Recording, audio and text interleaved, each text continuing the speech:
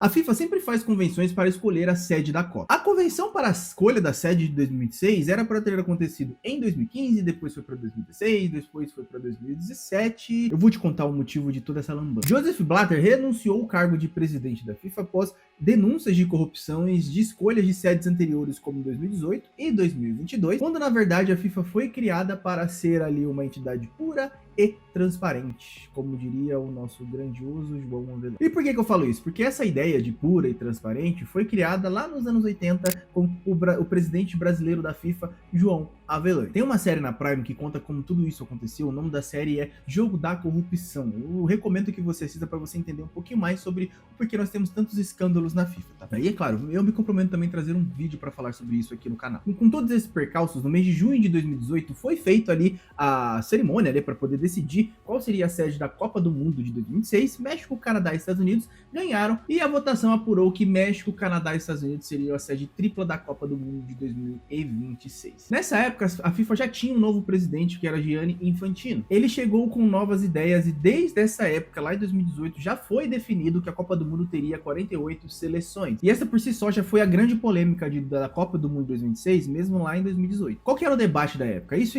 abrir mais vagas para uma Copa do Mundo deixaria o torneio tecnicamente inferior, porque traria seleções que na cabeça da galera, e a gente entenda a galera como europeus, pessoas que não cultivam, que não respiram o futebol. Eu queria entender de você que assistiu a Copa do Mundo até aqui. Você achou que o nível técnico foi baixo? Deixa aqui nos comentários. Mas como você sabe que para a FIFA o que importa é ser corrupto, coerente com aqueles que pagam realmente ali os interesses que ela quer, para ter futebol. No vídeo de hoje eu quero contar todas as polêmicas que aconteceram na Copa do Mundo de 2026, na Copa em que a FIFA, ou que será que é os Estados Unidos, resolveu levar para o nosso continente americano. Salve, tudo bem? Eu sou o Marcos Santos, um publicitário apaixonado por esportes, e aqui nesse canal eu trago todas as polêmicas de todos os principais esportes do mundo. Então se inscreva no canal para não perder nenhum. Se você tem acompanhado as últimas notícias, sabe que o mundo está bem longe de estar no estado de paz. Imagine que você é uma entidade do maior esporte do mundo e cria um prêmio ali para beneficiar ou para premiar ali a principal pessoa que traz a paz para o mundo no período que ela está vivendo na Terra. Então, a FIFA teve essa ideia, mas premiou Donald Trump no dia 5 de dezembro de 2025 como a pessoa que está trazendo a paz para o mundo. Parece que é piada, mas não é não. Trump sempre declarou que queria e que merecia receber ali um prêmio Nobel da Paz, ou um prêmio da paz mundial. Na cabeça dele, eu não sei o que passa lá, imagine, né, não vou nem ficar me prolongando. A FIFA aproveitou a cerimônia para realizar os sorteios dos grupos da Copa de 2026 em Washington e fez isso que eu já citei anteriormente, dando prêmio para esse cidadão. Trump recebeu um troféu e uma medalha das mãos do presidente da FIFA, que afirmou que o presidente americano merecia ganhar o prêmio Nobel da Paz por sua contribuição ao cessar-fogo entre Israel e Gaza, além de elogiar com entusiasmo suas políticas. Só que lá em 2018, o Infantino, que é o presidente atual da FIFA, já mesmo disse que política e futebol não se misturam. Ele disse não com essas palavras, mas o resumo é exatamente isso. Só que no início desse ano, ali alguns delegados da UEFA, aquela entidade que rege o futebol europeu, que também que não é flor que se ser, abandonaram o Congresso da FIFA no Paraguai quando Infantino chegou com horas de atraso após acompanhar Trump em uma viagem pelo Oriente Médio. Eles acusaram ele de priorizar interesses políticos privados que não beneficia nada o futebol. No entanto, ele defendeu a viagem com Trump, insistindo que ela havia sido crucial, pois permitiu representar o futebol em discussões importantes com líderes mundiais da política e da economia. Só que tem uma coisa que ficou ainda mais em alerta. Esse episódio, ele intensificou a relação, trazendo ali como que as coisas estavam funcionando entre esses encontros, ou melhor, explicando como as coisas estavam acontecendo entre esses encontros. Só para você ter uma noção, logo após todos esses encontros, a FIFA decidiu que ia estabelecer um novo escritório na Trump Tower em Nova York, um novo escritório da FIFA. Cada coisa. O Infantino ele também fez uma aparição surpresa em uma cúpula no Egito em outubro, onde Trump e outros líderes mundiais assinaram uma declaração para estabelecer a paz em Gaza. Como as coisas vão sempre fluindo para essa galera, né? Impressionante. Ele afirmou que o futebol poderia contribuir para os esforços de paz e assegurou que a FIFA ajudaria a reconstruir instalações em Gaza, mas sua presença gerou novamente mais e mais controvérsia. O problema de tudo isso é que no dia da inauguração ali, o dia que começou a Copa, vários ataques aconteceram em Gaza. Tanto que esses ataques ataques, eles até estabeleceram um novo recorde que pertencia ali à Segunda Guerra Mundial, ou seja, teve mais ataques nesse dia do que na Segunda Guerra Mundial toda. Olha isso. Sem contar que alguns mesezinhos atrás, tipo no começo do ano, ainda teve o ataque à Venezuela. E foi esse homem que ganhou o Prêmio Nobel da Paz perante a FIFA por conta da Copa do Mundo de 2026. No dia 13 de novembro de 2025, Cristiano Ronaldo e Portugal viajaram para a Irlanda do Norte para um jogo das eliminatórias europeias. Só que o CR7 fez algo muito feio ali perante os olhos da FIFA, mas você vai entender que não valeu de nada. Cristiano Ronaldo ele foi expulso aos 17 minutos ali do segundo tempo, depois que ele soltou o cotovelo em O'Shea, que é o zagueiro da Irlanda do Norte. E um detalhe que é importante dizer, essa foi a primeira e única expulsão que ele teve por Portugal até hoje, com mais de 20 anos de seleção. Como foi um lance desleal, a FIFA puniu o Cristiano Ronaldo com 3 jogos de suspensão, mas essas duas partidas só seriam cumpridas na Copa e se ele fizesse algo dessa magnitude no período de um ano. Ou seja, todos os amistosos que Portugal fizesse não ia valer, tipo assim, não ia contar para essa punição, ia ser justamente na Copa. Só que uma coisa estranha aconteceu nesse período. Eu lembro que eu te falei no dia 13 de junho? No dia 18 de junho, Cristiano Ronaldo visitou quem nos Estados Unidos? Sim, ele mesmo, Donald Trump. Tiveram muitos sorrisos, tiveram muita alegria. Cristiano Ronaldo até falou que queria muito encontrar o Trump, porque acha que o Trump pode fazer muito para melhorar o mundo.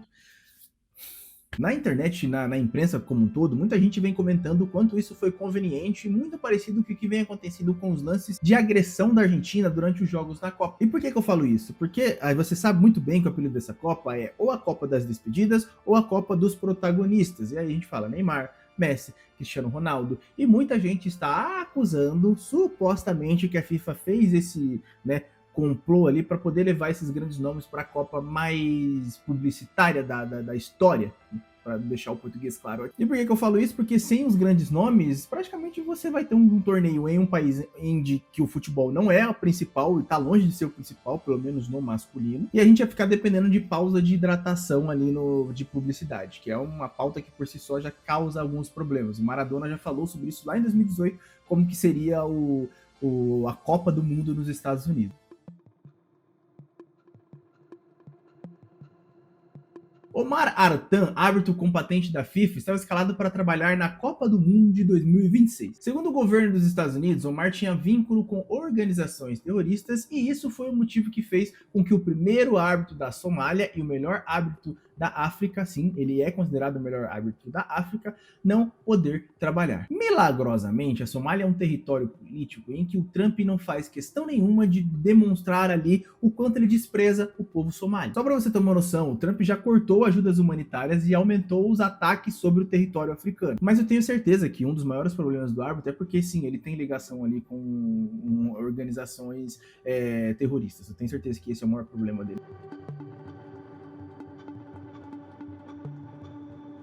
Deve ser mó massa jogar uma Copa do Mundo, né? Imagina você sair do seu país, pegar suas malas e ir para os Estados Unidos, por exemplo, já que a Copa foi lá no México, no Canadá, e chegar na porta do jogo, chegar na porta do estádio do jogo e ser revistado como um indigente. Deve ser mó legal isso acontecer. Tudo isso que eu falei aconteceu com o Uruguai, o Uzbequistão, com a Gana, com vários países durante a Copa do Mundo. E não é uma piada, é sério. Por serem países que não têm ligações e estarem até em listas proibidas ali no controle migratório dos Estados Unidos, esse próprio controle migratório dos Estados Unidos barraram eles. O Uruguai ainda foi na porta do estádio, mas Gana, Uzbequistão, foi nos aeroportos em que eles foram barrados e foram revistados como pessoas indigentes mesmo. Mala no chão, cachorro cheirando, tendo que tirar o sapato ali para poder verificar, a coisa mais humilhante possível. E alguns dias antes ainda, alguns relatos dizem que um jogador do Iraque ele foi detido e foi interrogado ali numa salinha, sabe aquela famosa salinha que você fica ali, com suspeitas também de ter ligações com o terrorismo. Cara, é uma paranoia bizarra.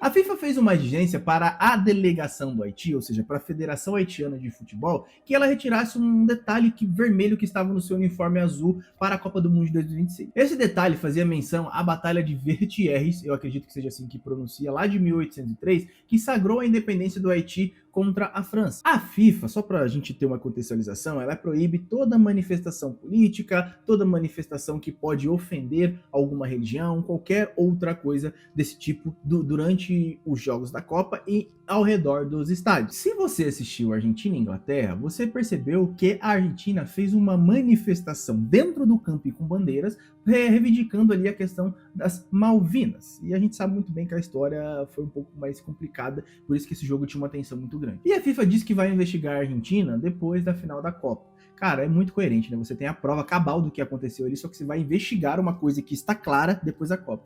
É isso é FIFA.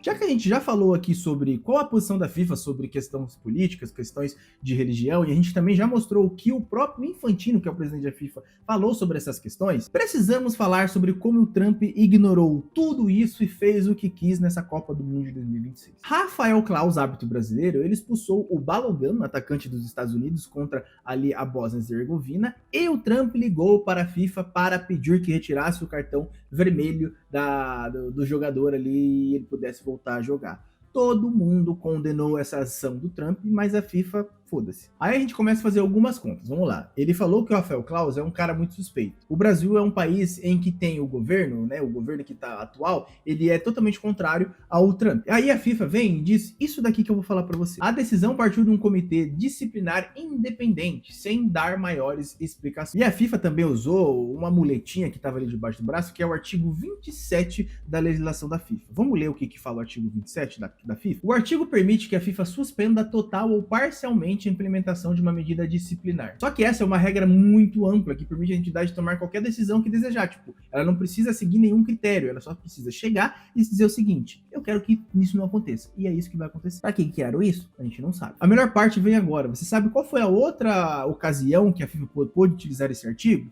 Vou deixar você descobrir. Vamos lá.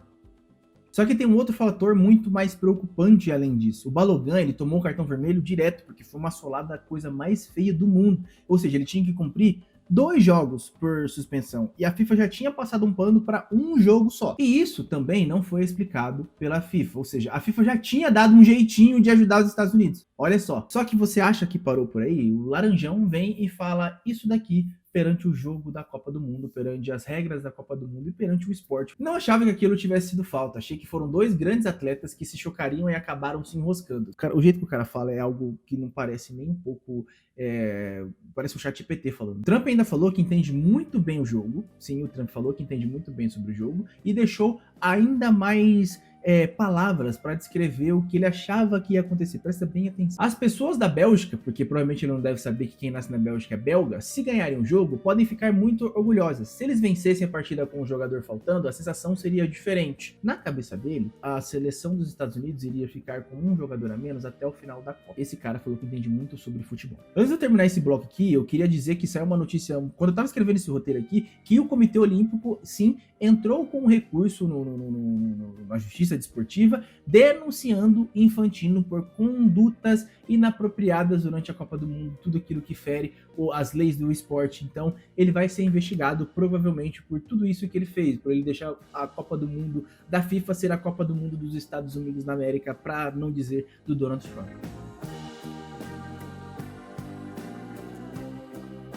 A delegação do Irã fez sinceras reclamações à FIFA pelo tratamento que ela teve durante a Copa do Mundo. Em todos os 3 jogos ali que ela ia disputar dentro da Copa do Mundo, ela alegou que pediu entrada de vistos, por exemplo, nas cidades que iam ser os jogos 2 dias antes, mas os Estados Unidos só liberou tudo isso para o dia. E tudo isso com uma escolta muito, mas muito rigorosa. Tipo, eles poderiam chegar na cidade, por exemplo, vamos supor que eles fossem jogar em Los Angeles só no dia, e isso meio que atrapalha que você se climatize com a cidade, que você entenda como que funciona os fluxos, onde tem mais trânsito, entre qualquer outra coisa. Ou seja, a tranquilidade e o conforto foi pros caramba. E por que eu falo isso? É importante lembrar que o Irã ficou hospedado em Tijuana por motivos óbvios. O Irã, né, dos maiores rivais dos Estados Unidos. Para piorar a situação, apenas os jogadores iranianos puderam entrar no estádio. Aí você deve estar falando, tá, mas são eles que vão jogar. Tudo bom, mas e a equipe deles? Como que ficaram? Eles não puderam entrar, ou seja, o Irã ficou sem nenhum suporte. Os Estados Unidos fez de tudo